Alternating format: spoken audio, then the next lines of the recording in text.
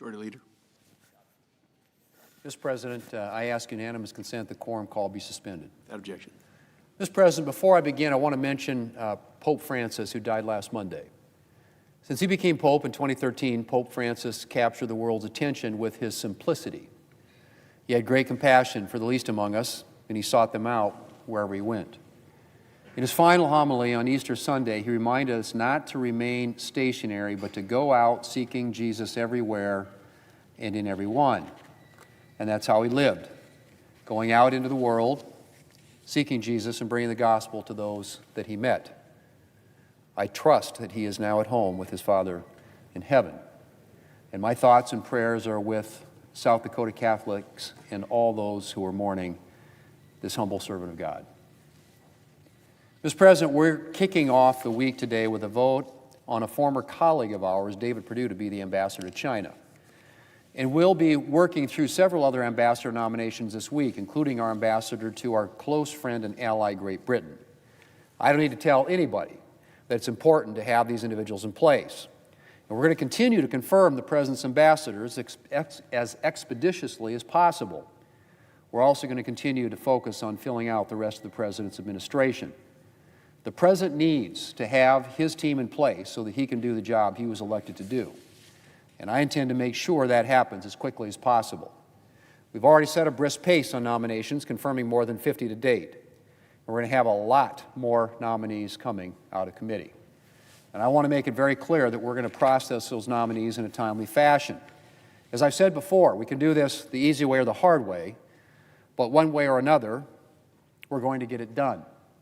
The President needs to have his team in place, and we have a lot of other work to do.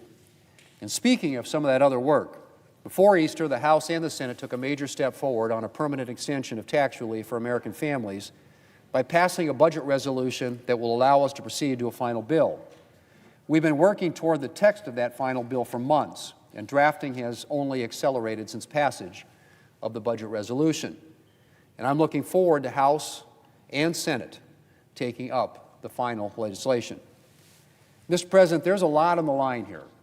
The tax relief that Republicans passed in 2017, which puts more money in Americans' pockets, is set to expire at the end of this year. And without congressional action, in 2026, tax rates will increase. The child tax credit will be cut in half, and the standard deduction will be nearly halved. Americans making less than $400,000 a year would see a $2.6 trillion tax hike. And a typical family of four making $80,000 would be sending an additional $1,700 to Uncle Sam. Republicans, Mr. President, do not intend to let that happen. And our final bill will not only extend the 2017 tax relief for hardworking Americans, it will make it permanent. And in addition to permanent tax relief, our final legislation will invest in our border, energy, and national security. All three have suffered in recent years under the Biden administration. And Republicans are committed to securing our border, unleashing America's abundant energy resources, and ensuring that our military has the resources it needs to deter and defeat any threat. Finally, our legislation will also include substantial savings measures as we take a hard look at how we spend taxpayer dollars and work to get our country on a more sustainable fiscal path. Work on drafting this legislation continues. As we consider nominations, measures to repeal burdensome Biden administration regulations and other legislation on the floor, off the floor, we are getting ever closer to a final bill. And Mr. President, it's going to be great. Mr. President, I yield the floor, and I suggest the absence of a quorum. The clerk will call the roll. Ms. Alsell-Brooks.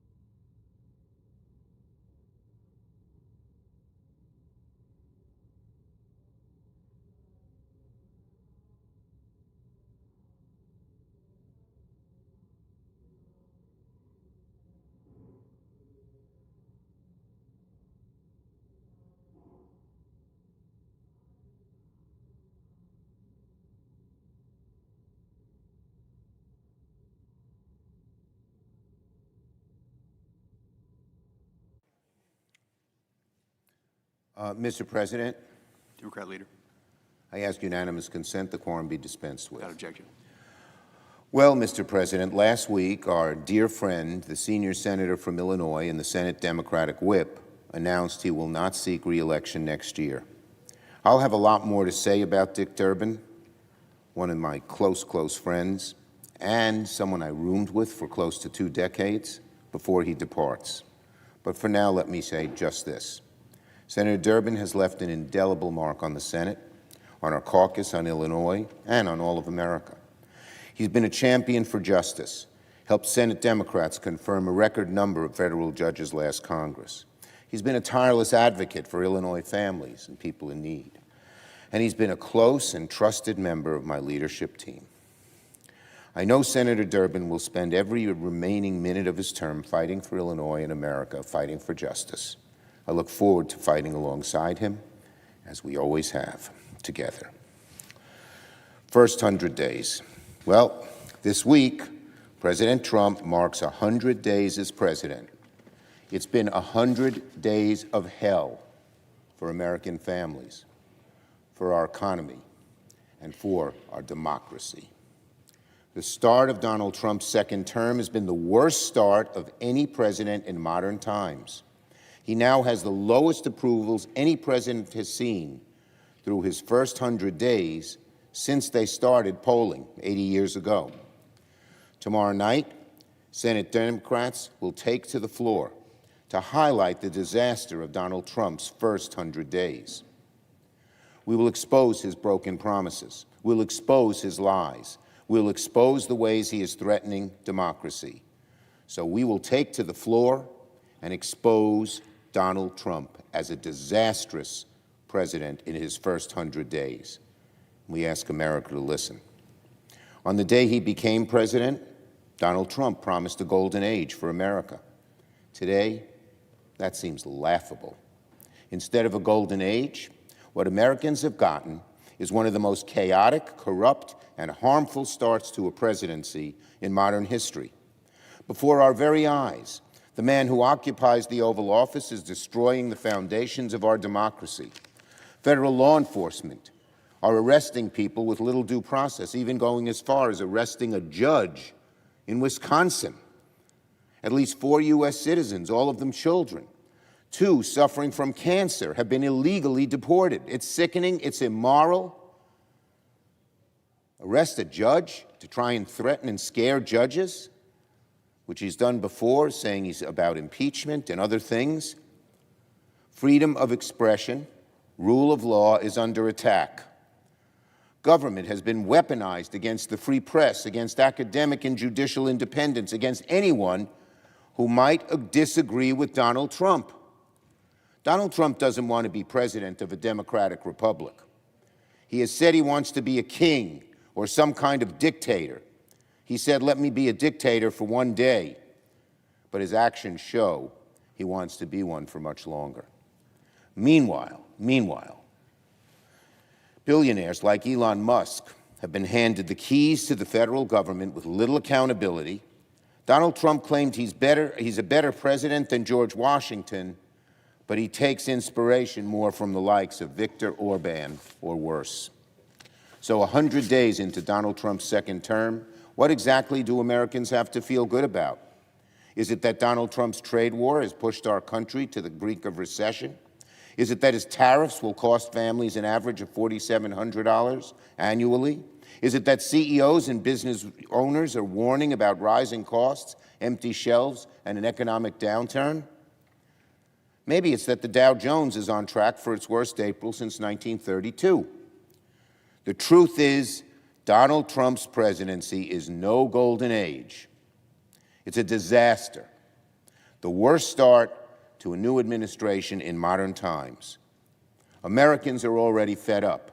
Americans are already beginning to see that Donald Trump has betrayed them, that Donald Trump's campaign promises before he won election and his actions as president are almost in direct contradiction on issue after issue after issue. They are seeing that Donald Trump is not on their side. He's not on the side of working families. He's on the side of the billionaires. And we're all suffering for it. So for the last 2 weeks, What happened during recess corroborated all of this. For the last 2 weeks, my Democratic colleagues and I have seen Americans' frustration firsthand. During the Easter recess, I traveled from one end of my state to the other. I visited 6 of 7 congressional districts represented by Republicans in Congress in New York. And I spoke with small business owners, seniors, healthcare workers, veterans, local electeds, Republicans, Democrats, independents, people from all walks of life. People are anxious about tariffs driving up their costs, about inflation eroding their paychecks, and fearful for the future of Social Security. Last week, I met with the owner of a woman's clothing shop in Suffolk County, a well-known woman in Suffolk County, head of a very successful business, Tandy's Clothes, a longtime fan of the president. She said she proudly voted for him, right when I was standing there. But now she said her small business wouldn't be able to absorb the shock of a prolonged trade war, that her costs were already up 30%. This is a Donald Trump voter who's angry at these tariffs. No one I met over the last 2 weeks believed we were entering the golden age Donald Trump promised. Instead, I heard worry, I heard frustration from Republicans, I heard a lot of buyer's remorse. And Republican members from those districts I visited are nervous, worried, scared as could be. They know their voters don't agree with Trump, but they're too scared to buck him. In the upcoming reconciliation, we'll see what they do. Will they side with Trump against what Americans need and want, or will they have a little courage? We are very, very worried about the future of this country with so much at stake. So let's talk about what's going to happen in the Senate in this period, in this work period. Now we're going to convene at the start of this pivotal work period. And this week, Republicans are expected to begin marking up the text of their reconciliation bill. With so many problems facing our country, with the threat of a recession on the horizon, with tariffs driving costs up, and Elon Musk taking a meat cleaver to Social Security, to veterans care, and to cancer research, what are Republicans in Congress spending their time on? They want to cut taxes for billionaires and make working people pay for it. They want to add over $52 trillion to the national debt. I think of my grandson when I think of that. They want to make the biggest cuts to Medicaid ever. This is the Republican agenda. Billionaires win, American families lose. Republicans have gotten by so far with a bunch of empty and deceptive promises that none of the outrageous cuts they propose will come back to harm ordinary Americans. But their rhetorical runway is quickly going to run out. Soon they will have to show everyone the real details of their legislation, and it's not going to be pretty. Even if Republicans pass a fraction of the cuts they're proposing to Medicaid, it would devastate communities, urban, suburban, and particularly rural. The cost of health care would go up for those least to afford it. Health care workers would lose their jobs. Millions could lose coverage. And for what? So billionaires can pay less in taxes. It is a thoroughly revolting agenda. Democrats will vehemently oppose this bill and all the harmful elements of the Republican agenda at every opportunity. Tomorrow, as I said a moment ago, Senate Democrats will take to the floor to highlight the disaster of Donald Trump's first 100 days. On Wednesday, we'll take to the Senate steps and join in one voice with our House counterparts to decry the ways this president has already, only 100 days in, failed our country. In the coming weeks, we'll continue to oppose deeply unqualified nominees who have no business serving in government.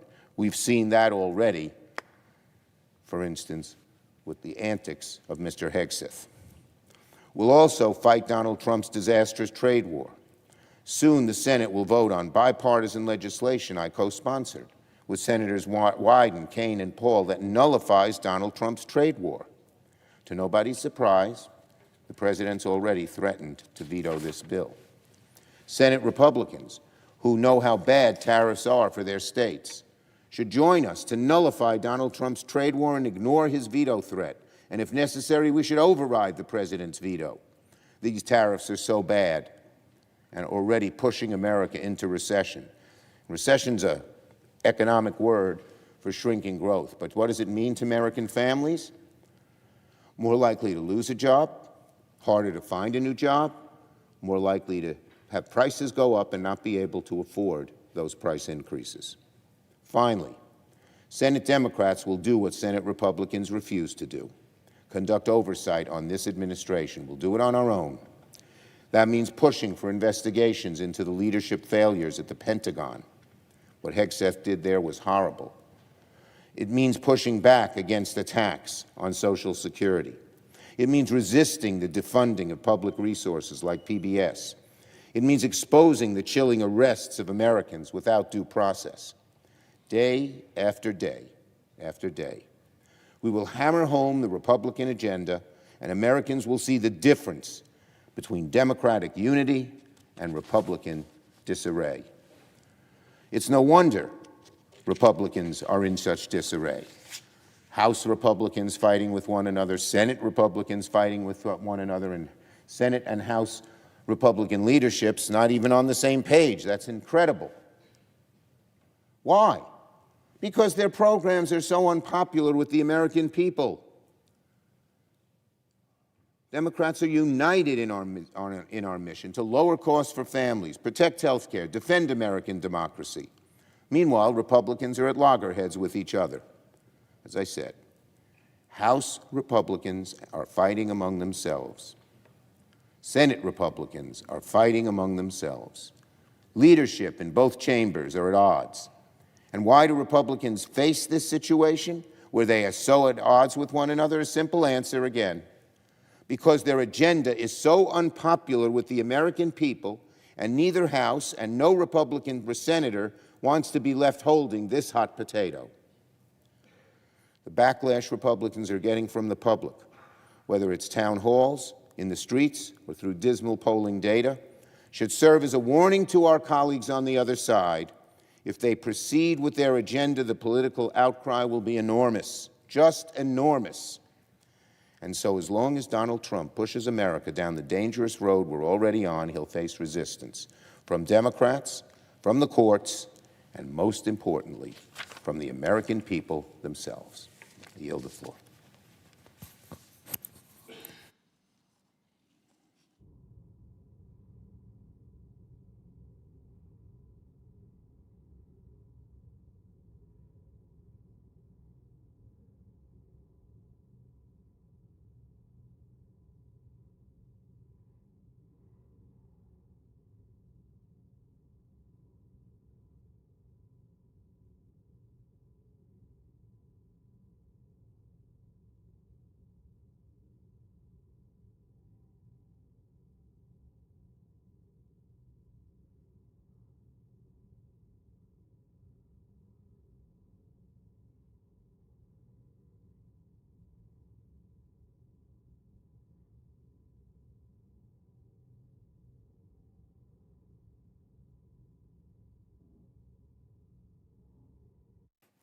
Mr. President, Democrat Whip. are we in a quorum call? We're not. Thank you, Mr. President. Mr. President, my grandparent, my grandmother, and my mother and her two siblings immigrated to the United States from Lithuania in the year 1911. They came over on a ship from Germany to Baltimore and found their way to the city of my birth, East St. Louis, Illinois. There are very few things left from that voyage experience so long ago, but my grandmother had brought with her a Lithuanian Catholic prayer book that was considered at the time to be contraband in Tsarist Russia. It's a family treasure. I still have it. I keep it in my office as a reminder of her faith and mine. Today, I join people across the world and mourn the passing of Pope Francis. He was forgiving, hopeful, and committed to the notion of peace. Francis taught us that there is no one right way to be a Catholic, that the church can shape you and you can shape the church. And in the process, he made the church stronger. 10 years ago, Pope Francis became the first pope to deliver a joint address to Congress. I was honored to be present for that historic speech and to shake his hand. The Holy Father spoke in that speech about one of my political heroes, Abraham Lincoln. And Pope Francis reminded members of Congress that, quote, "You are called to defend and preserve the dignity of your fellow citizens in the tireless and demanding pursuit of the common good, for this is the chief aim of all politics." Pope Francis used his platform to highlight the plight of immigrants and refugees, to ask compassion for those in the LGBTQ community whom the church had historically shunned, and to advocate for peace in distant wars and to protect our environment. Like myself, Pope Francis was the child of immigrants, and he often reminded us of our responsibility to welcome the stranger.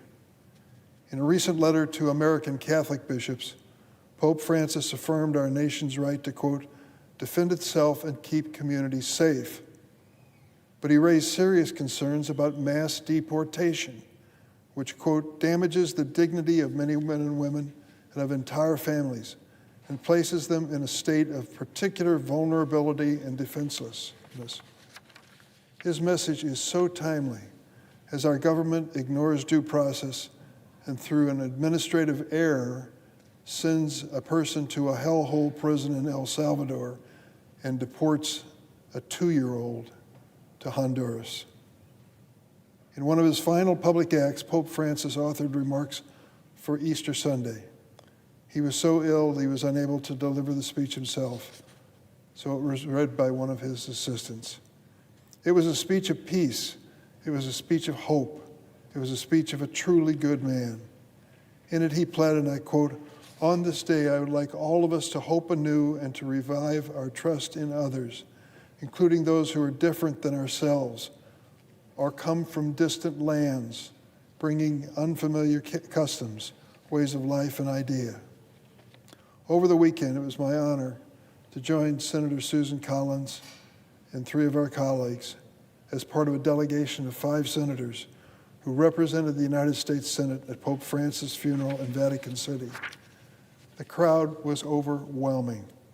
Estimated in the hundreds of thousands, they came from every corner of the earth. Just in our small section was a delegation in business suits from Lesotho in Africa.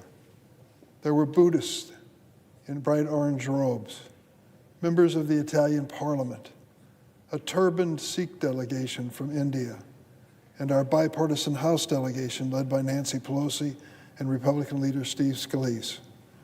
Thousands of Catholic clergy on the altar and in the audience wore vestments representing every shade of color, scarlet and red. But the vast crowds of mourners and celebrants were simply admirers of Francis, who in his humble way touched so many lives. At the front of the altar was his simple wooden casket. The funeral ceremony was in Latin, the language of the Catholic Church, when I was a young altar boy at St. Elizabeth's Church in East St. Louis, Illinois in the 1950s.